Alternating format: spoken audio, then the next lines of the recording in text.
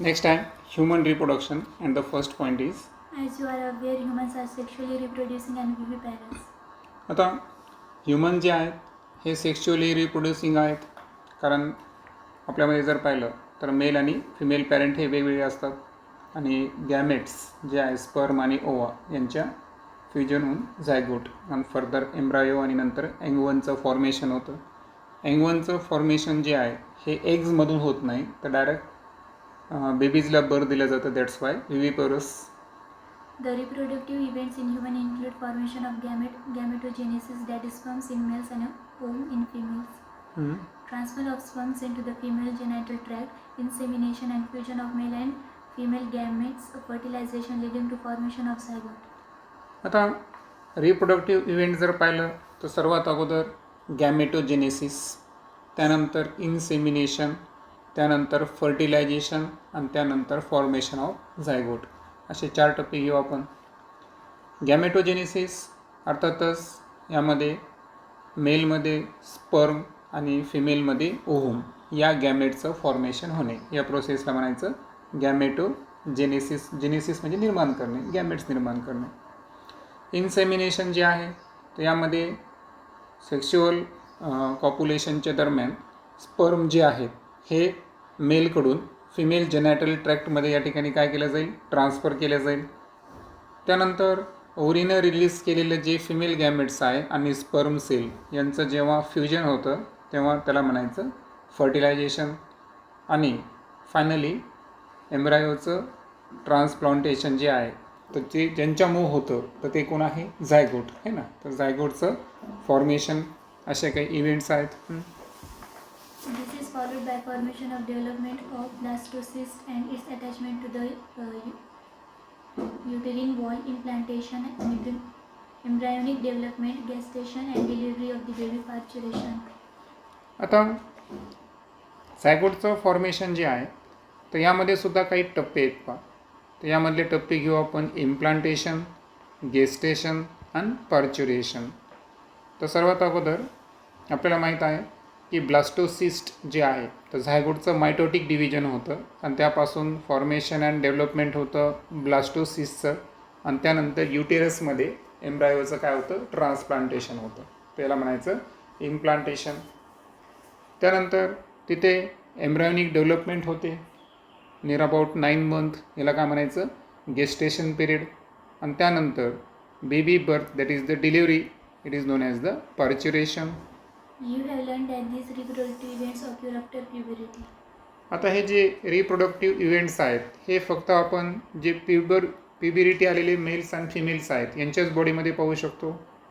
There are remarkable differences between the reproductive events in the male and in the females. For example, sperm formation continues even in old men, but formation of ovum increases in women around ceases in women around the age of 50 years. आता reproductive इव्हेंटचा जो remarkable difference जर पाहिला आपण mail and female बॉडीमध्ये, म्हणजे नेमका फरक, तर तुम्हाला माहिती आहे की आफ्टर मॅच्युरिटी स्पर्म फॉर्मेशन हे मेलमध्ये काय होतं, चालू होती ही प्रोसेस. आणि ओल्ड मेनमध्ये सुद्धा स्पर्म फॉर्मेशनची डेव्हलपमेंट ही कंटिन्यू चालू असते. म्हणजे याला एजचं काही लिमिटेशन आहे का, नाही. मात्र फिमेलमध्ये जर पाहिलं तर तुम्हाला माहिती आहे ओव्हमचं जे फॉर्मेशन आहे, ओव्हम जे रिलीज होतो तर हे कुठून सुरू होतं, ऑनसेट ऑफ मेन्स्ट्रुअल सायकल आणि मेनोपॉजपर्यंतच हे चालतं. आणि तुम्हाला माहिती आहे की मेनोपॉजचं जे एज आहे 45 to 50 इयर्सपर्यंत असतं. त्यानंतर फिमेल बॉडी ही रिप्रोडक्शनसाठी कॅपेबल नसते. हा एक रिमार्केबल डिफरन्स आहे. Let us examine the male and female reproductive system in humans. Okay, तर अगोदर आपण पाहू male reproductive system. The male reproductive system is located in the pelvis region. आता ही जी मेल रिप्रोडक्टिव्ह सिस्टीम आहे तर ही कोणत्या रिजनमध्ये आहे, पेल्विस रिजन त्याला आपण कन्सिडर करायचं. It includes a pair of testes along with accessory ducts, glands and the external genitalia. आता मेल रिप्रोडक्टिव्ह सिस्टीमचे मेन पार्ट जर पाहिलं आपण तर ते आहे टेस्टिस. तुम्हाला माहिती आहे स्कॉर्टम नावाच्या सॅकमध्ये ते प्रेझेंट असतात जिथे स्पर्मचं फॉर्मेशन होतं. त्यानंतर स्पर्म कॅरी करणारे काही ॲसेसरी डक्ट्स असतात, तिथं विशिष्ट प्रकारचे ग्लँड्स पण प्रेझेंट आहे. आणि त्यानंतर एक्सटर्नल जेनिटेलिया पेनिससारखे हे सगळे प्रेझेंट असतात. The testes are situated outside the abdominal cavity within a pouch called scrotum. आता टेस्टिस जे आहेत त्याचं सिच्युएशन आहे ॲब्डोमिनल कॅव्हिटीच्या बाहेर, आणि ॲब्डोमिनल कॅव्हिटीच्या बाहेर एका विशिष्ट पाऊचमध्ये स्कोर्टममध्ये ते टेस्टिस लोकेटेड असतात. जसं की फिगरमध्ये जर पाहिलं आपण तर टेस्टिस आहे, आणि ज्या सॅकमध्ये ते प्रेझेंट आहे त्याला आपण काय म्हणतो, scrotum. The scrotum helps in maintaining the low temperature of the testes 2 to 2.5 degrees Celsius lower than the normal internal body temperature necessary for spermatogenesis. आता स्क्रोटमचं फंक्शन काय आहे पहा. सर्वात अगोदर एक लक्षात ठेवायचं की स्पर्म तयार होण्याची प्रोसेस याला काय म्हणायचं, स्पर्मॅटोजेनेसिस.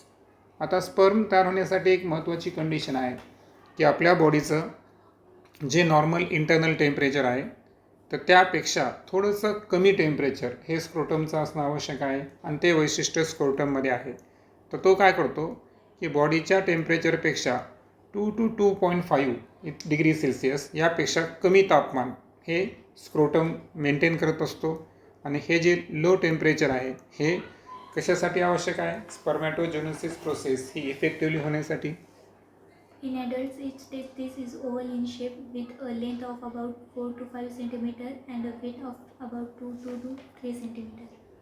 ॲडल्ट्समध्ये प्रत्येक टेस्टी जर पाहिली आपण तर ही ओव्हल शेपची असते. ओके, सो ओव्हल शेप आहे, आणि विथ अ लेंथ जर पाहिलं आपण तर किती आहे, 4 to 5 सेंटीमीटर, आणि विड्थ जर पाहिली तर 2 to 3 centimetre. The testis is covered by a dense covering. आता टेस्टिस जे आहे त्याच्यावर स्किनची एक दाट अशी कवरिंग प्रेझेंट असते, त्याला आपण डेन्स कवरिंग म्हणू. Each testis has about 250 compartments called testicular lobules. पहा, आता टेस्टिस 2 आहेत, स्कोर्टम एकच आहे, हे ना, हे क्लिअर ना. आता प्रत्येक टेस्टिस जी आहे तर याच्यामध्ये जवळपास 250 कंपार्टमेंट असतात पहा, आणि प्रत्येक कंपार्टमेंटला काय म्हणायचं, टेस्टिक्युलर लोब्युल्स म्हणायचं. सो टेस्टिक्युलर लोब्युल्स काय आहेत, तर टेस्टिक्युलर लोब्युल्स हे प्रत्येक टेस्टिसमध्ये प्रेझेंट असणारे काय आहे, कंपार्टमेंट्स आहे, आणि प्रत्येक टेस्टिसमध्ये असे जवळपास किती कंपार्टमेंट असतात, 250. Each lobule contains 1 to 3 highly coiled seminiferous tubules in which sperms are produced. आता प्रत्येक टेस्टिक्युलर लोब्युलमध्ये जर पाहिलं आपण तर 1 ते 3 1 to 3 हायली कॉइल्ड म्हणजे खूप जास्त गुंडाळून ठेवलेले काय प्रेझेंट आहे, सेमिनिफेरस ट्युब्युल्स प्रेझेंट आहे. आणि हे सेमिनिफेरस ट्युब्युलचं एक वैशिष्ट्य आहे की यांच्यामध्ये कशाचं फॉर्मेशन होतं, स्पर्मचं फॉर्मेशन होतं. म्हणजे तुम्हाला जर विचारलं की स्पर्म कुठे तयार होतं तर पहिलं तुमचं आन्सर काय राहील, स्क्रोटमच्या आत काय आहे, टेस्टिस. प्रत्येक टेस्टिसमध्ये 250 कंपार्टमेंट्स आहे, त्याला म्हणायचं टेस्टिक्युलर लोब्युल्स. आणि प्रत्येक लोब्युलमध्ये 1 to 3 हायली कॉइल्ड काय प्रेझेंट आहे, सेमिनिफेरस ट्युब्यूल. आणि या सेमिनिफेरस ट्युब्यूलच्या आतमध्ये कशाचं फॉर्मेशन होतं, स्पर्मचं फॉर्मेशन होतं. Each seminiferous tubule is lined on its inside by 2 types of cells called male germ cells, spermatogonia and Sertoli cells. आता ज्या सेमिनिफेरस ट्युब्यूलमध्ये स्पर्मची निर्मिती होते तर त्याच्या आतमध्ये 2 टाईपच्या सेल्स प्रेझेंट आहेत. एक आहे मेल जर्म सेल जी ॲक्च्युअल स्पर्म तयार करते. ॲक्च्युअल स्पर्म तयार करणाऱ्या ज्या मेल जर्म सेल्स आहेत त्यांना म्हणायचं स्पर्मॅटोगोनिया, करेक्ट. आणि त्या व्यतिरिक्त त्या ठिकाणी न्यूट्रिशन देणाऱ्या कोणत्या सेल प्रेझेंट आहे, सर्टोली सेल्स. जसं की आपण प्लांटमध्ये एंडोस्पर्म पाहिला, बरोबर आहे का. तर एंडोस्पर्म काय करतो, ग्रोईंग एम्ब्रायोला न्यूट्रिशन देतो. तर तशा पद्धतीनं सेमिनिफेरस ट्युब्युल्समध्ये sperm actual male germ cells तयार करतात, स्पर्मॅटोगोनिया सेल्स. आणि त्यांना सपोर्ट न्यूट्रिशन देण्याचं काम कोण करतात, Sertoli cells. The male germ cells undergo mitotic division finally leading to sperm formation, while Sertoli cells provide nutrition to the germ cells. आता male germ sale जे आहेत ह्या स्वतः डायप्लड आहेत, स्वतः काय आहेत त्या डायप्लड. पण त्यांना स्पर्म कोणतं तयार करायचा, हे प्लड स्पर्म तयार करायचा. दॅट्स वाय तिथं डिव्हिजन कोणतं असणार, मिओटिक डिव्हिजन, बरोबर. आणि मिओटिक डिव्हिजननं ते हेप्लड स्पर्मचं फॉर्मेशन करतील. आता या पूर्ण प्रोसेसमध्ये न्यूट्रिशन प्रोव्हाइड करण्याचं काम जे आहे, जर्म सेल्सला न्यूट्रिशन प्रोव्हाइड करण्याचं काम ज्या सेल्स करतात त्यांना काय म्हणायचं, सेरोटोली सेल्स.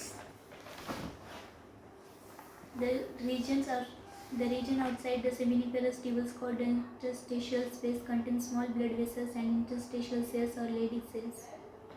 आता सेमिनिफेरस ट्युब्युलच्या आउटसाईड म्हणजे त्यांच्या थोडंसं बाहेर आलो आपण, त्या रिजनमध्ये थोडासा एक इंटरस्टिटियल स्पेस प्रेझेंट आहे. मग या इंटरस्टिटियल स्पेसमध्ये सुद्धा काही ब्लड व्हेसल्स प्रेझेंट असतात आणि त्या ठिकाणी प्रेझेंट असणाऱ्या ज्या सेल्स आहेत त्या आहेत इंटरस्टिटियल सेल्स किंवा लीडिंग सेल्स. आता फिगरमध्ये तर त्यांचा उल्लेख केलेला नाही आहे, परंतु सध्या लक्षात ठेवायचं आहे की कुठे आहेत हे इंटरस्टिटियल सेल्स. ओके, पुढच्या पेजवर आहे फिगर वाटतं. ओके, तर diagrammatic section of seminiferous tubule. Okay, तर सेमिनिफेरस ट्युब्यूलमध्ये आत्ता आपण पाहिलं की ज्या मेल जर्म सेल्स आहेत त्यांना काय नाव आहे बरं? स्पर्मॅटोगोनिया. ओके, सो स्पर्मॅटोगोनिया आपल्याला इथं दिसून येतील. So here are the spermatogonia. Okay, आता स्पर्मॅटोगोनिया जे आहेत तर यांचं न्यूट्रिशन करणाऱ्या कोणत्या सेल्स आहे? सेरोटोली सेल्स, बरोबर. आता स्पर्मॅटोगोनिया आणि सेरोटोली सेल्स हे कशामध्ये प्रेझेंट आहे? सेमिनिफेरस ट्युब्युल्समध्ये प्रेझेंट आहे. सेमिनिफेरस ट्युब्युलच्या बाहेर जर आलो आपण आउटर एरियामध्ये, ते तर काही ब्लड वेसल्स आहेत आणि काही इंटरस्टिटियल सेल्स प्रेझेंट आहे त्या इंटरस्टिटियल स्पेसमध्ये. म्हणजे इंटरस्टिटियल स्पेस म्हणजे काय? दोन सेमिनिफेरस ट्युब्युलच्या मध्ये जो गॅप आहे तर त्या स्पेसमध्ये इंटरस्टिटियल सेल्स किंवा लिडिंग सेल्स प्रेझेंट आहे. आणि फायनली जर पाहिलं आपण तर इथं आणखीन एक नाव दिलेलं आहे आपल्याला, तो काय आहे? Spermatozoa. So spermatozoa is nothing but it is the sperm. So अशा पद्धतीचं हे डायग्रॅमॅटिक रिप्रेझेंटेशन आहे. आता पुन्हा एकदा सांगतो की आपण आता जो पॉईंट पाहिला की सेमिनिफेरस ट्युब्युलच्या बाहेर जो इंटरस्टिटियल स्पेस प्रेझेंट आहे तर याच्यामध्ये काही स्मॉल ब्लड वेसल्स आहेत आणि त्या ठिकाणी इंटरस्टिटियल सेल्स आहेत. त्यांनाच लिडिंग सेल्ससुद्धा म्हणता येतं. Leydig cells synthesis and secrete testicular hormones called androgens. आता लिडिंग सेल्स जे आहेत त्यांचं एक वैशिष्ट्य आहे की हे अँड्रोजीन जो आहे ना हा एक टेस्टिक्युलर हार्मोन आहे. म्हणजे टेस्टिसनं स्पर्मचं प्रोडक्शन करण्यासाठी या हार्मोनचं सिक्रेशन महत्त्वाचं आहे. मग या हार्मोनला सिंथेसिस म्हणजे तयार करण्याचं सुद्धा आणि सिक्रेट म्हणजे त्याचं वहन किंवा रिलीज करण्याचं कामसुद्धा कोण करतात? Leydig cell. So Leydig cell not only synthesize but also secrete the androgen. Other immunologically competent cells are also present. आणि या व्यतिरिक्त काही इम्युनोलॉजिकली कॉम्पिटंट सेल्स त्या ठिकाणी प्रेझेंट असतात की ज्या इम्युनच्या संदर्भात आपल्या रोगप्रतिकारशक्ती संदर्भात कार्य करत असतात. आता फिगरमध्ये जर पाहिलं आपण 2.1a काय फायनली पाहायचं, पूर्ण स्ट्रक्चर समजून घेतल्यावर फायनली पाहू. ठीक आहे, next. The male sex accessory ducts include radiotestis, vas efferentia, epididymis and vas deferens. आता आपण बोलूया male sex accessory ducts. Okay, आता ॲसेसरी डक्ट्समध्ये 4 डक्टचा समावेश होतो. यामध्ये रेड टेस्टिस, त्यानंतर व्हॅसा इफ्रेन्शिया, एपिडिडायमिस अँड व्हॅस डिफरन्सेस असे 4 ॲसेसरी डक्ट्स आहेत. The seminiferous tubules of the testis open into the vas efferentia through radiotestis. आता क्रम पहा. सेमिनिफेरस ट्युब्युल्स ज्यामध्ये स्पर्मची निर्मिती होते तर त्याची ओपनिंग ही ज्या ॲसेसरी डक्टमध्ये होते तो डक्ट कोणता आहे? व्हॅसा इफ्रेन्शिया. आणि ह्या व्हॅसा इफ्रेन्शियाच्यामध्ये जी ओपनिंग व्हायली ही कशाच्या थ्रू व्हायली? रेड टेस्टिसच्या थ्रू व्हायली. सो असं म्हणायला हरकत नाही की सेमिनिफेरस ट्युब्यूल, त्यानंतर रेड टेस्टिस, त्यानंतर व्हॅसा इफ्रेन्शिया. Next. The vas efferentia leaves the testis and open into epididymis located along the posterior surface of each testis. Okay, आता सेमिनिफेरस ट्युब्यूल, रेड टेस्टिस, त्यानंतर व्हॅसा इफ्रेन्शिया. व्हॅसा इफ्रेन्शियाच्या टेस्टिसला आता लेफ्ट करायला म्हणजे आता टेस्टिसचा पोर्शन तो सोडून देईल आणि पुढे तो कशामध्ये ओपन होतो? एपिडिडायमिसमध्ये ओपन होतो. जसं की आता इथे आलो आपण ओके. सो आत्ताचा आपला जो पॉईंट होता, तर आपण सांगितलं की सेमिनिफेरस ट्युब्युल्स, बरोबर, त्याला आपण टेस्टिक्युलर लोब्युल्सच्या आतमध्ये सेमिनिफेरस ट्युब्युल आहेत. त्यानंतर त्याच्यानंतर जर पाहिलं तर त्याची ओपनिंग कशामध्ये व्हायली, व्हॅसा इफ्रेन्शियामध्ये, बरोबर ना, जे आपलं सेमिनिफेरस ट्युब्युल्स आहे. तर त्यांची ओपनिंग व्हॅसा इफ्रेन्शियामध्ये होते. कशाच्या थ्रू, रेड टेस्टिस. ओके. आणि व्हॅसा इफ्रेन्शियानंतर जर पाहिलं आपण, तर आता आपण टेस्टिसच्या बाहेर आलो. आणि टेस्टिसच्या बाहेर आल्यानंतर जो पोर्शन येतात हा डक्ट आहे. तर हा काय आहे, एपिडिडायमिस, बरोबर. आता एपिडिडायमिस नंतर पुढे जर पाहिलं आपण तर काय येणार आहे, व्यास डिफरन्स येणार आहे. Okay. Next. The epididymis leads to vas deferens that ascend to the abdomen and loops over the urinary bladder. आता एपिडिडायमिसमध्ये झाली. एपिडायमिसचा पाथ जर तुम्ही पाहिला तर आता आपण वरच्या साईडला चाललो, म्हणजे पोस्टेरियर सरफेसला चाललो.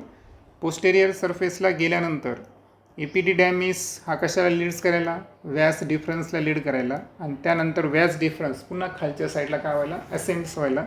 आणि असेंट्स होऊन असेंट म्हणजे वर चालला. आणि ॲसेंट होऊन कुठं चालला तो आता, abdomen and loops over the urinary bladder, जिथं युरिनचं फॉर्मेशन होतं. सो इथे जर पाहिलं आपण तर हा युरिनरी ब्लॅडर आहे, म्हणजे नाव इथं आहे पण लोकेशन या ठिकाणी आहे. करेक्ट. तर तुम्हाला माहिती आहे आपण किडनीमध्ये पाहिलं होतं ना की 2 युरेटर जे आहेत ते युरिनला जिथं टेम्पररी स्टोअर करतो तो कुठं आहे, युरिनरी ब्लॅडर. तर हा डिफरन्सेस, व्हॅस डिफरन्स जो आहे हा थोडासा ॲसेंट झाला. आणि फर्दर जर पाहिलं आपण तर युरिनरी ब्लॅडरच्या ठिकाणी तो आलेला आहे. आणि सो आपला जो पॉईंट होता तर तो पॉईंट काय होता की एपिडिडायमिस हा लीड करतो व्हॅस डिफरन्सला, हे ना. त्यानंतर तो ॲबडोमिनल कॅव्हिटीपर्यंत पोहोचला आणि त्याचे जे लूप्स आहेत, okay, loops over the urinary bladder. Urinary ब्लॅडरला त्यानं काय केलं, लूप्स केलं. कारण तुम्हाला माहिती आहे की इथं कसं कनेक्शन आहे बरं, की मेन जे पेनिस आहे हा दोन्हीसाठी पाथवे ना, युरिनसाठी पण आहे आणि स्पर्मसाठी सुद्धा आहे. Okay. Then It receives a duct from seminal vesicle and opened into urethra as the ejaculatory duct. आता it receive a duct from seminal vesicle. Okay. So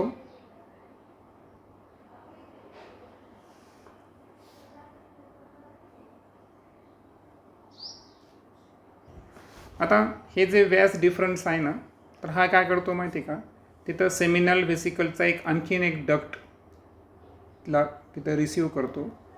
आणि दोघांची ओपनिंग एक कॉमन युरेथ्रामध्ये होते. काय म्हणून, इजॅक्युलेटरी डक्ट म्हणून. आणि म्हणून लक्षात ठेवायचं की इजॅक्युलेटरी डक्ट याची निर्मिती कशी झाली, तर union of fusion of Vyas difference जे आहे तो, आणि दुसरं जर पाहिलं तो डक्ट आणि the duct of seminal vesicle. Okay. हे 2 डक्ट्स एका ठिकाणी येतात आणि इजॅक्युलेटरी डक्टचं काय करतात, फॉर्मेशन करतात. आणि सो लक्षात ठेवायचं की जे सेमिनल व्हेसिकल आहे, वाटल्यास कलर चेंज करतो. ओके, ग्रीन घेऊ आपण यावेळेस. तर सेमिनल व्हेसिकल जे आहे, ओके, आणि दुसरा आहे व्यास डिफरन्सेस. ओके. तर या दोघांची ओपनिंग जर पाहिली तर एका कॉमन पाथवेमध्ये होते. आणि या कॉमन डक्टला काय म्हणायचं, इजॅक्युलेटरी डक्ट. आणि सो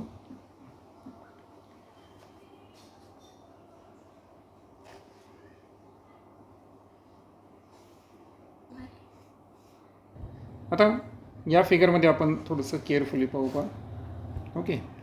सो इथे जर आलो आपण तर आपल्याला पाहायचा होता सेमिनल व्हेसिकल. ओके.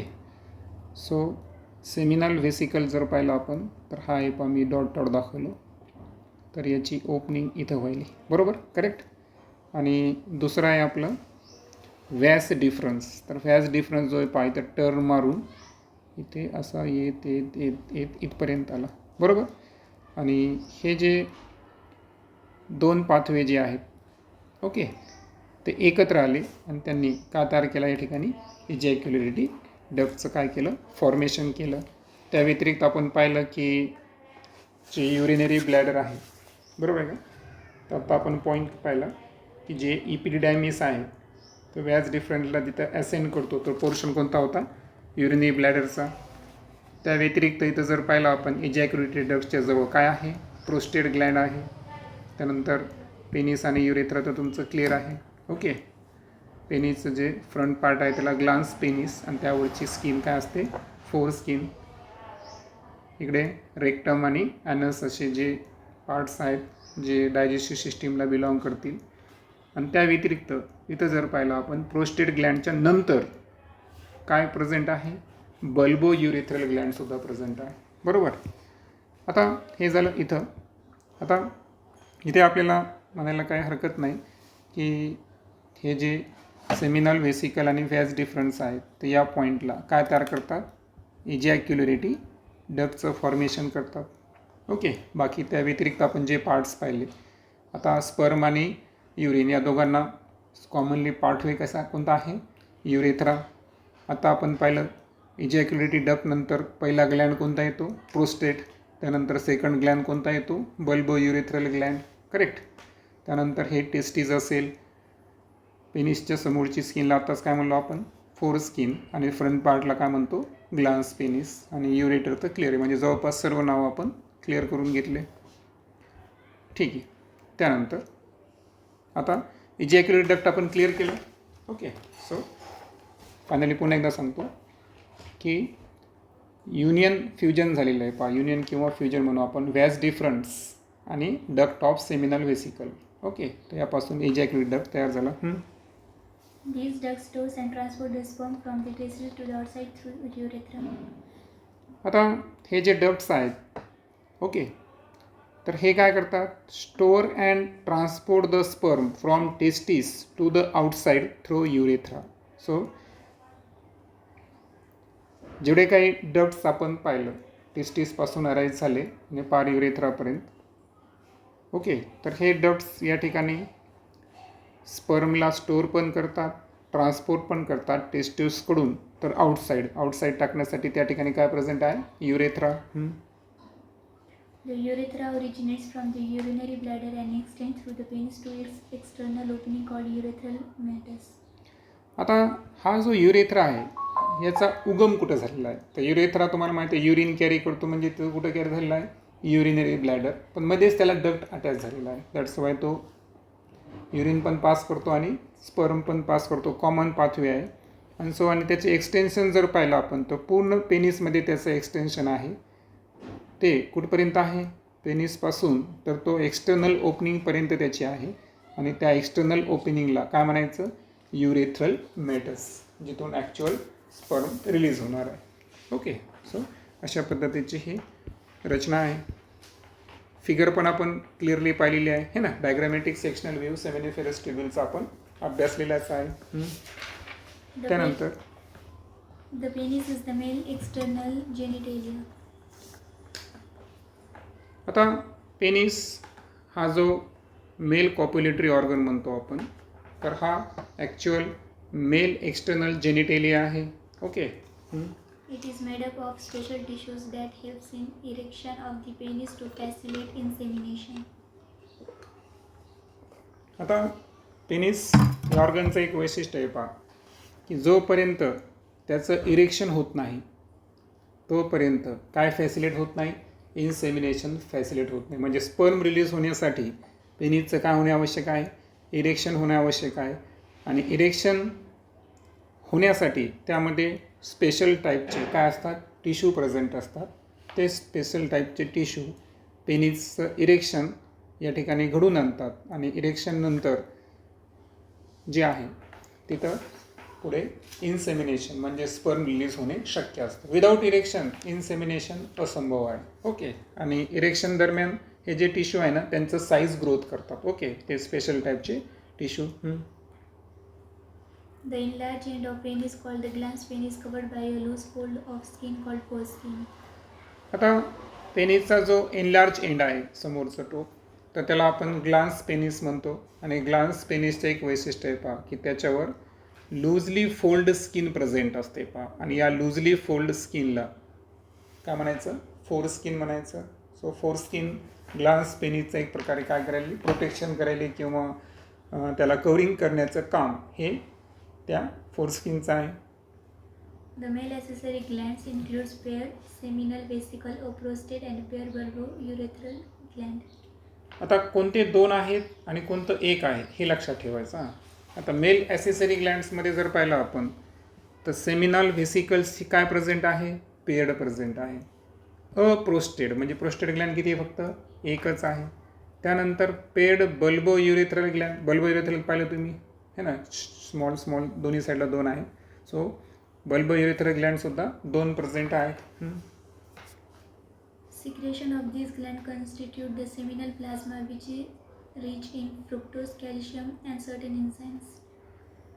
आता ह्या ग्लँड्समधून स्पर्म पास होत असताना त्याचं रूपांतर सिमनमध्ये होतं. म्हणजे मॅच्युअर स्पर्मला काय म्हणतो आपण, सिमन म्हणतो. मग हे सिमन जे आहेत तर हे वेगवेगळ्या ॲसेसरी ग्लँडमधून जेव्हा पास होतो ना तर तेव्हा तो मॅच्युअर होत जातो. आता हे जे ग्लँड्स आहेत ना, सेमिनल वेसिकल, प्रोस्टेट आणि बल्बोयुरेथ्रल ग्लँड्स, हे काय करायले, सेमिनल प्लाझ्मा कॉन्स्टिट्यूट करायले. आणि सेमिनल प्लाझ्मा कॉन्स्टिट्यूट करत असताना तुम्हाला माहिती आहे की स्पर्ममध्ये एनर्जी कुठून येते, फ्रुक्टोज. करेक्ट, स्पर्ममध्ये एनर्जी कुठून येते, फ्रुक्टोजमधून. त्यानंतर त्यामध्ये काही कॅल्शियम्स ॲड असतात, काही एन्झाईम्स असतात. तर हे सगळे ॲड करण्याचं काम हे मेल ॲसेसरी ग्लँड्स करत असतात. The secretion of bulbourethral gland also helps in the lubrication of the penis. आणि जे बल्बोयुरेथ्रल ग्लँड्स आहेत तर याचं फंक्शन काय आहे, तर ते अशा पद्धतीचं एन्झाईमचं सिक्रेशन करतो की ते एन्झाईम पेनिसचं काय करून आणतात, ल्युब्रिकेशन. जिथं ल्युब्रिकेशन आहे तिथं फ्रिक्शन कमी, असं लक्षात ठेवायचं. सो पेनिसचं ल्युब्रिकेशन करणे यासाठी जोही सिक्रेशन कंटेंट लागतो तर हे कंटेंट सिक्रेट करण्याचं काम स्वतः कोण करायले, बल्बोयुरेथ्रल ग्लँड्स करायले. आता पुढे पाहू आपण गॅमेटोजेनेसिस, आणि यामध्ये फक्त आपण मेल संदर्भात बघणार आहोत. Okay. The primary sex organ, the testes in the male and the ovaries in the female, produce gametes that sperms and ovum respectively by the process called gametogenesis. आता गॅमेटोजेनेसिस ही अशी प्रोसेस आहे की ज्यामध्ये प्रायमरी सेक्स ऑर्गन, जसं की मेलमध्ये कोण आहे, testis, आणि फिमेलमध्ये कोण आहे, ओव्हरीज, तर हे गॅमेटचं फॉर्मेशन करतात. जसं की टेस्टिस ही कोणत्या गॅमेटचं फॉर्मेशन करते, स्पर्म. ओव्हरीज कोणत्या गॅमेटची प्रोसेस करते, ओव्हम. तर स्पर्म आणि ओव्हम तयार होण्याच्या प्रोसेसला काय म्हणायचं, गॅमेटोजेनेसिस.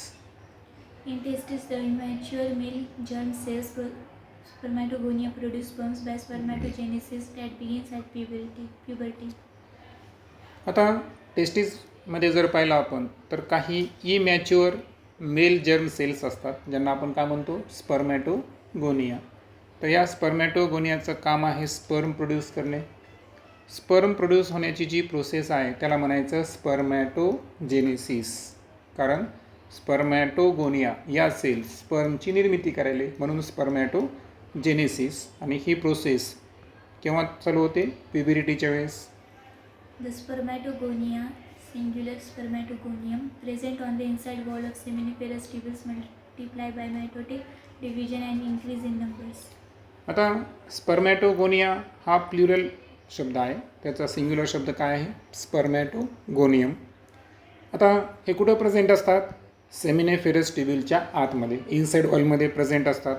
आणि त्यांचं जे मल्टिप्लिकेशन आहे हे कोणत्या डिव्हिजननं होतं, मायटॉटिक डिव्हिजननं होतं. आणि त्या ठिकाणी त्यांची संख्या जी आहे ती इन्क्रीज होत असते. Each spermatogonium is diploid and contains 46 chromosomes. प्रत्येक स्पर्मॅटोगोनियम ही डायप्लॉइड सेल आहे, आणि डायप्लॉइड सेल असल्यामुळं त्यामध्ये 23 पेयर्स अर्थातच टोटल 46 क्रोमोझोम प्रेझेंट असतात. Some of the spermatogonia called primary spermatocytes periodically undergo meiosis. आता वरती आपण सांगितलं की स्पर्मॅटोगोनिया जे सेमिनिफेरस ट्युब्युलच्या इनसाइड वॉलमध्ये प्रेझेंट होतात त्यांचं मायटोटिक डिव्हिजन होतं, बरोबर. आणि त्यानंतर त्यांची संख्या इन्क्रीज होते. आता काही स्पर्मॅटोगोनिया असे आहेत की ज्यांना काय म्हणायचं, प्रायमरी स्पर्मॅटोसाइट्स. तर यांचं एक वैशिष्ट्य आहे की यांच्यामध्ये पिरियडिकली म्हणजे विशिष्ट कालावधीनंतर जर पाहिलं आपण तर कोणतं सेल डिव्हिजन असतं यांच्यामध्ये मिओसिस म्हणजे रिडक्शनल डिव्हिजन असतं. A primary spermatocyte complete the first meiotic division, reduction division, leading to formation of two equal haploid cells called secondary spermatocytes, which have only 23 chromosomes each. आता primary spermatocytes ही स्वतः कशी आहे diploid. कशी आहे ती diploid आहे. तिचं फर्स्ट मिओटिक डिव्हिजन होतं. मिओटिक डिव्हिजनला काय म्हणतो आपण रिडक्शनल डिव्हिजन, कारण त्याच्यात क्रोमोझोम नंबर्स किती होतात हाफ होतात. 46चे किती होतील 23 होतील. आणि दॅट्स वाय प्रायमरी स्पर्मॅटोसाइट्सचं जर मिओटिक डिव्हिजन झालं तर त्या ठिकाणी तयार होतात सेकंडरी स्पर्मॅटोसाइट्स. सेकंडरी स्पर्मॅटोसाइट्स जे तयार होतात ते दोन्ही इक्वल आकाराचे असतात आणि दोन्हीमध्ये 23च क्रोमोझोम असल्यामुळे ते कोणत्या सेल्स आहेत हेप्लॉइड सेल. म्हणून प्रायमरी स्पर्मॅटोसाइट ही काय आहे डायप्लॉइड. पण तिचं मिओटिक डिव्हिजन झाल्यानंतर जे सेकंडरी स्पर्मॅटोसाइट्स तयार होतात त्या मात्र कशा आहेत हेप्लॉइड सेल्स आहेत आणि प्रत्येकामध्ये 23 क्रोमोझोम असतात. The secondary spermatocytes undergo the second meiotic division to produce 4 equal haploid spermatids. Further जर पाहिलं आपण तर जे सेकंडरी स्पर्मॅटोसाइट्स आहेत स्वतः कशा आहेत त्या हेप्लॉइड आहे. पुन्हा हेप्लॉइडचं सेकंड मिओटिक डिव्हिजन झालं आणि फायनली का तयार झाल्या 4 इक्वल हेप्लॉइड स्पर्मॅटिडचं फॉर्मेशन झालं. म्हणजे स्पर्मॅटिड जे आहेत यांना तुम्ही टर्शरी स्पर्मॅटोसाइट्स म्हणा वाटल्यास बरोबर. सो पहिली आपली डायप्लॉइड सेल कोणती होती प्रायमरी स्पर्मॅटोसाइट्स बरोबर. आता ही जी प्रायमरी स्पर्मॅटोसाइट्स आहे सो प्रायमरी स्पर्मॅटोसाइट्सचं फर्स्ट मिओटिक डिव्हिजन होऊन काय तयार झाल्या सेकंडरी स्पर्मॅटोसाइट्स 2 इक्वल. या मात्र हेप्लॉइड होत्या वाटल्यास इथं लिहितो मी. प्रायमरी स्पर्मॅटोसाइट्स काय आहे डायप्लॉइड. सेकंडरी हेप्लॉइड फर्स्ट मिओटिक डिव्हिजननं तयार झाल्या. सेकंड मिओटिक डिव्हिजननं स्पर्मॅटिड्स तयार झाल्या. जसं की समजा आपण ही एक घेतलं तर या सेकंडरी किती होत्या 2. स्पर्मॅटिड्स किती झाल्या आता 4 हेप्लॉइड सेल्स आहेत. ओके. आता या व्यतिरिक्त जर्म सेल व्यतिरिक्त त्यांचं न्यूट्रिशन करण्याला काय प्रेझेंट आहे इथं सेर्टोली सेल्स प्रेझेंट आहे बरोबर. आणि तिथं स्पर्मॅटोगोनियम पण दाखवलेला आहे बरोबर फिगरमध्ये. आता पुढे What will be the number of chromosomes in the spermatid? आता प्रश्न असा विचारलेला आहे की स्पर्मॅटिड्समध्ये क्रोमोझोमचे नंबर्स किती असतील. ओके. आता मिओसिसमध्ये आपण पाहिलं होतं ते जे रिडक्शन डिव्हिजन असेल पण second meiosis 2 is equivalent to mitosis. That's why इथे जर 23 असतील तर स्पर्मॅटिडमध्ये सुद्धा किती असतील 23च असतील. The spermatids are transformed into spermatozoa sperms by the process called spermiogenesis. आता स्पर्मॅटिड्स जे आहेत ओके स्वतः स्पर्मॅटिड जर पाहिलं तर त्याचं ट्रान्सफॉर्मेशन हे स्पर्मॅटोझोआमध्ये होतं. स्पर्मॅटोझोआ म्हणजे स्वतः कोण स्पर्म. इथं जर तुम्ही फिगरमध्ये पाहिलं तर इथं स्पर्म तयार झालेले आहेत पहा. आता स्पर्म म्हणजे काय की हा जे स्पर्मॅटिड्स आहेत त्यांच्यामध्ये 23 क्रोमोझोम होते ज्यांना आपण टर्शरी आपल्या माहितीच तो म्हणलो स्पर्मॅटोसाइट्स. तर त्यांनी स्वतःचं रूपांतर स्पर्मॅटोझोआमध्ये केलं. सो स्पर्मॅटोझोआ हे स्वतः स्पर्म आहे आणि ज्या प्रोसेसनं स्पर्मॅटिडपासून स्पर्मॅटोझोआचं अर्थातच स्पर्मचं फॉर्मेशन होतं त्या प्रोसेसला काय नाव आहे स्पर्मिओजेनेसिस. काय नाव आहे spermiogenesis. So what is the spermiogenesis. Spermatids जे आहेत तर त्यांचं ट्रान्सफॉर्मेशन हे स्पर्म अर्थातच स्पर्मॅटोझोआमध्ये होणे त्या प्रोसेसला म्हणायचं स्पर्मिओजेनेसिस. After spermiogenesis, sperm's heads become embedded in the Sertoli cells and are finally released from the seminiferous tubules by the process called spermation. आता एक फिगर मी तुम्हाला झूम करून दाखवतो पहा की या फिगरमध्ये तुम्ही थोडं स्पष्ट पाहू शकता की स्पर्मचा हेड हा कुठे शिरायचा प्रयत्न करायला सर्टोली सेल्ससाठी. कारण तो तिथून काय ऑप्टेन करणार आहे न्यूट्रिशन ऑप्टेन करणार आहे. आणि म्हणून इथे लक्षात ठेवायचं आहे की स्पर्मिओजेनेसिस ओके. सो स्पर्मिओजेनेसिस जे आहे तर या प्रोसेसनंतर जर पाहिलं तर स्पर्मचा हेड हे कशामध्ये सर्टोली सेल्समध्ये इम्बेडेड व्हायला, आत्ता दाखवलं मी तुम्हाला झूम करून, आणि finally release from the seminiferous tubule, आणि सेमिनिफेरस ट्यूब्यूलमधून जर त्या स्पर्मला रिलीज व्हायचं असेल तर त्या रिलीज होण्याच्या प्रोसेसला काय म्हणायचं, spermiation. What is the spermiation? Spermiation असं आहे की स्पर्मिओजेनेसिस प्रोसेसनंतर स्पर्म सर्टोली सेल्समध्ये इम्बेडेड झाला आणि जेव्हा तो सेमिनिफेरस ट्यूब्यूलमधून रिलीज होणार तर रिलीज होण्याच्या प्रोसेसला काय म्हणायचं, स्पर्मिएशन. ओके. आणि हे केव्हा होणार, जेव्हा पेनिसचं इरेक्शन होईल. करेक्ट. ते जे मला सांगितलं स्पेशल टाईपचे इरेक्टाईल टिश्यू त्या ठिकाणी प्रेझेंट असतात. Okay. Spermatogenesis starts at the age of puberty due to significant increase in the secretion of gonadotropin releasing hormone GnRH. आता या अगोदर आपण एक हार्मोन पाहिला होता अँड्रोजिन, बरोबर. आता आपण सेकंड हार्मोनबद्दल बोलू. आता जी स्पर्मॅटोजेनेसिस आहे तर ही प्रोसेस केव्हा स्टार्ट होते, ही स्टार्ट होते प्युबरिटीच्या वेळेस. ओके. आता स्पर्म रिलीज होण्याची प्रोसेसला आपण स्पर्मॅटोजेनेसिस म्हणू. आता हे ॲक्च्युअल कशामुळे होतं तर त्यावेळेस प्युबरिटीच्या वेळेस एक हार्मोनचं सिक्रेशन त्या ठिकाणी इन्क्रीज होतं बॉडीमध्ये. तो हार्मोन कोणता आहे, GnRH. GnRHचा लॉंग फॉर्म काय, gonadotropin releasing hormone. This, if you recall, is a hypothalamic hormone.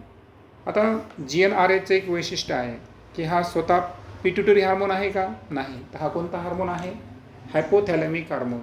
Okay. The increased level of GnRH then acts as the anterior pituitary gland and stimulates secretion of two gonadotropin luteinizing hormone LH and follicle stimulating hormone FSH. Master endocrine Gland कोण आहे, pituitary Gland, पण तो स्वतः कोणाच्या अंडरमध्ये आहे, हायपोथॅलॅमसच्या. So लक्षात ठेवायचं, जेव्हा ही GnRH अर्थातच गोनॅडोट्रॉपिन रिलीजिंग हार्मोनचं लेवल आपल्या बॉडीमध्ये इन्क्रीज होतं तेव्हा तो त्या ठिकाणी कशावर ॲक्ट करतो, अँटेरियर पिट्युटरी ग्लँडवर ॲक्ट करतो. म्हणजे तो त्याला स्टिम्युलेट करायला. मग अँटेरियर पिट्युटरी ग्लँडला स्टिम्युलेट केल्या गेलं की त्या ठिकाणी तो दोन हार्मोनचं सिक्रेशन करणार, बरोबर. आता हे दोन हार्मोन गोनॅडोट्रॉपिन हार्मोन्स आहेत. त्यापैकी पहिला हार्मोन आहे LH आणि दुसरा आहे FSH.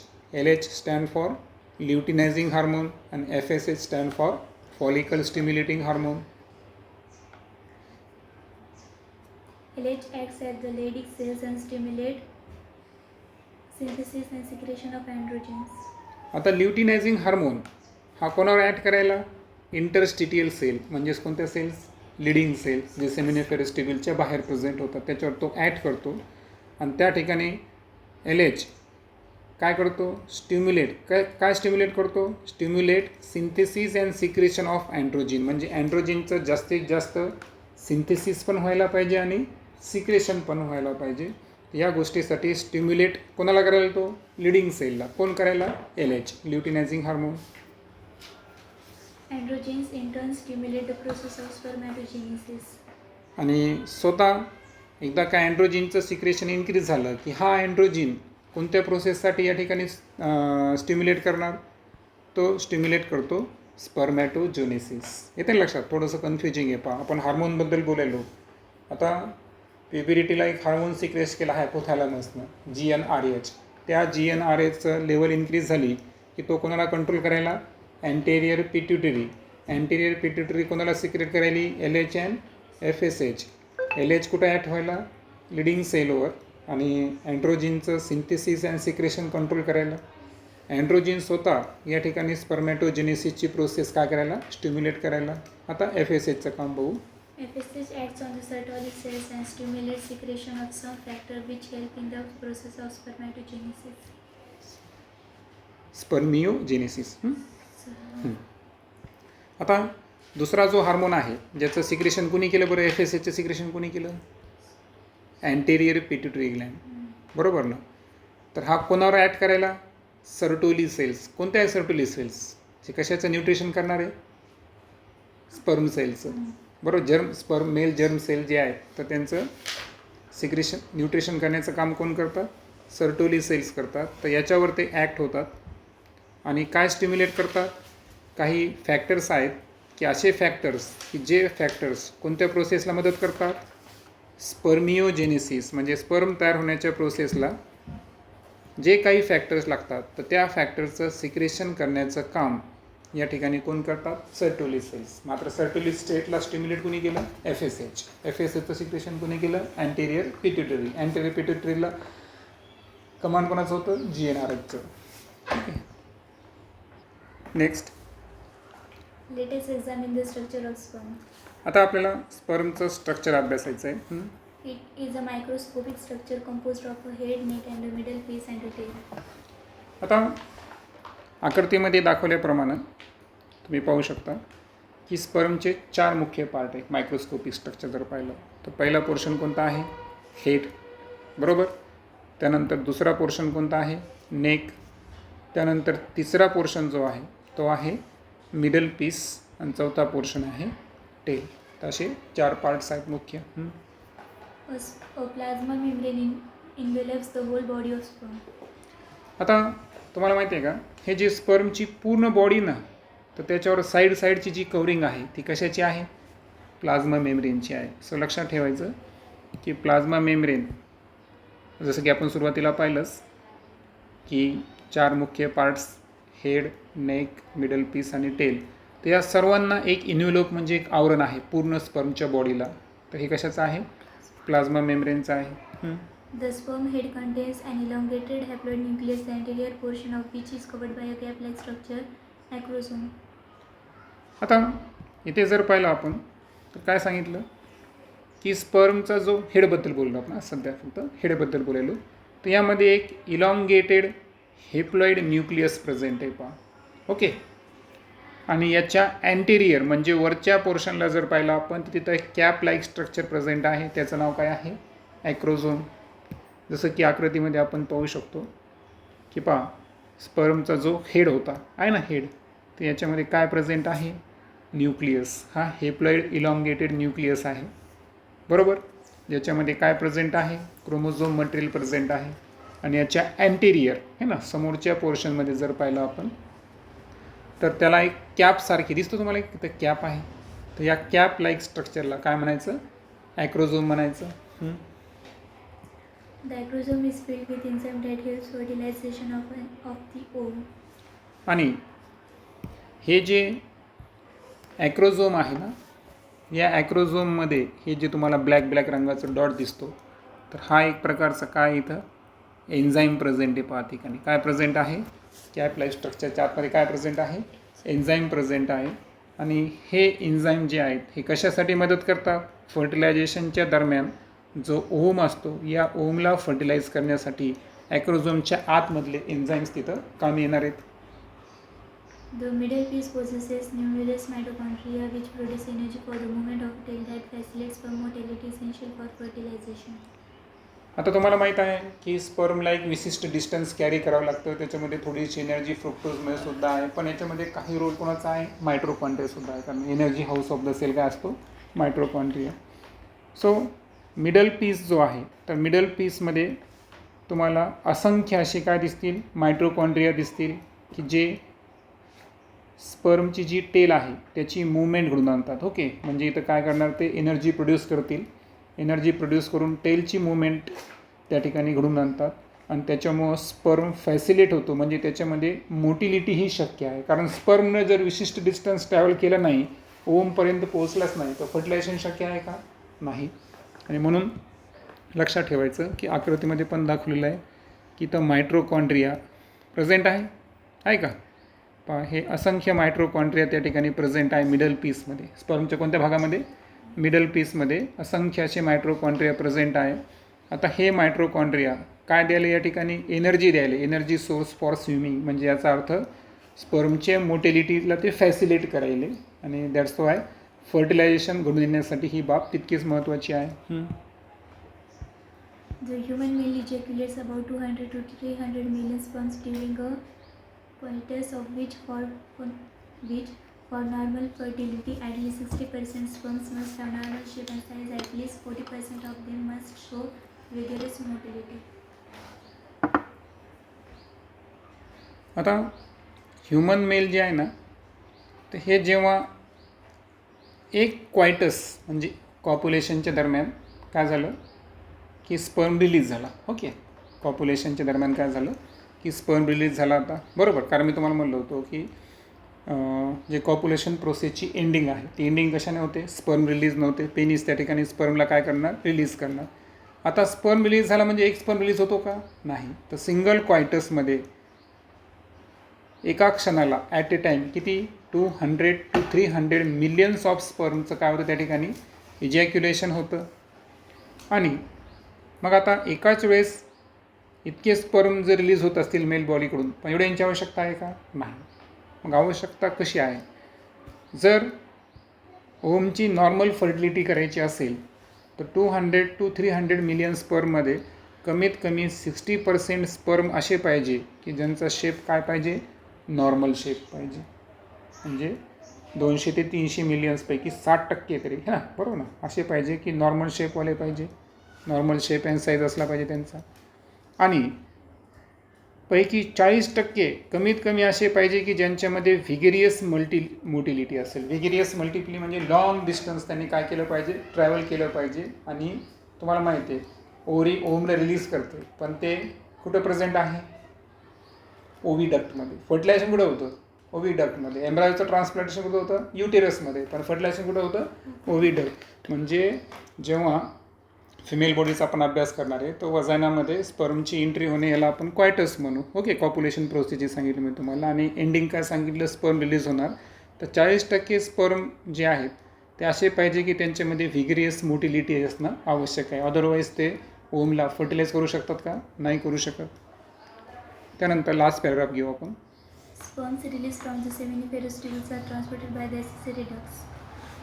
आणि तुम्हालाही माहिती आहे की स्पर्म जे आहेत तर याला सेमिनिफेरस ट्युब्युल्सने रिलीज केलं की जे ॲसेसरी डक्ट्स आहेत, पाच दाखवलं तुम्हाला, रेड टेस्टिस, व्हॅज डिफरन्स वगैरे, व्हॅज डिफरन्शिया ओके वगैरे सगळेजण पुढे दिले त्याचे. हां, Secretion of epididymis, vas deferens, seminal vesicle and prostate are essential for maturation and motility of sperms.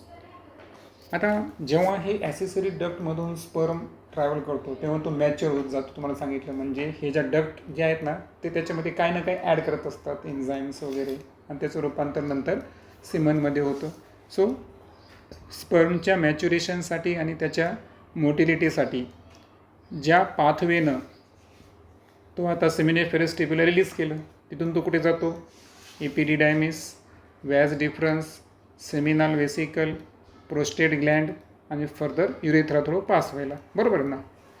मग हे होत असताना हे सर्व ग्लँड्स त्याला काय करत असतात, मॅच्युअर करतात, त्याच्यामध्ये मोटिलिटी आणतात. The seminal plasma along with the sperms constitute the semen. पहा, मला सांगा, हे जे 4 ग्लँड स्पर्ममध्ये जी गोष्ट ॲड करायली त्याला स्पेशल नाव काय सांगितलं मी तुम्हाला, सेमिनल प्लाझ्मा. काय शब्द वापरला, सेमिनल स्पर्म. आणि सेमिनिफेरस ट्युब्युलमध्ये कशा निर्मिती झाली होती, स्पर्मची. आता स्पर्ममध्ये हे जे 4-5 ॲसेसरी डक्ट आहे यांनी स्वतःचं सिक्रेशन ॲड केलं. म्हणजे काय ॲड केलं, seminal plasma. Sperm plus seminal plasma is equal to semen. The function of male sex accessory ducts and glands are maintained by the testicular hormones androgens. आणि हे तर आपण ऑलरेडी पाहिलं की जेवढे काही आपले मेल सेक्स ॲसेसरी डक्ट्स आहेत आणि जेवढ्या काही ग्लँड्स आहेत है ना मेल सेक्स ऑर्गन संदर्भात, त्या सर्वांचं फंक्शन मेंटेन करणारा जो टेस्टिक्युलर हार्मोन आहे तो स्वतः कोण आहे, अँड्रोजिन.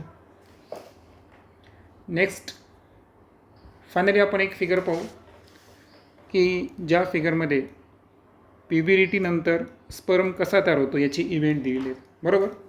पहा, प्युबेरिटीला जर पाहिलं आपण तर कोणत्या सेल्स आहे, स्पर्मॅटोगोनिया, बरोबर. तर यांचं सर्वात अगोदर ह्या कोणत्या आहेत बरं, डायप्लॉइड्स आहेत.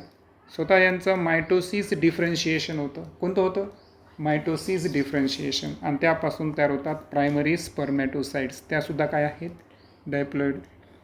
त्यानंतर होतं फर्स्ट मिओटिक डिव्हिजन, यापासून तयार होतात सेकंडरी स्पर्मॅटोसाइट्स, ज्या कशा आहेत, हेप्लॉइड, ज्यांच्यामध्ये 23 क्रोमोझोम असतील.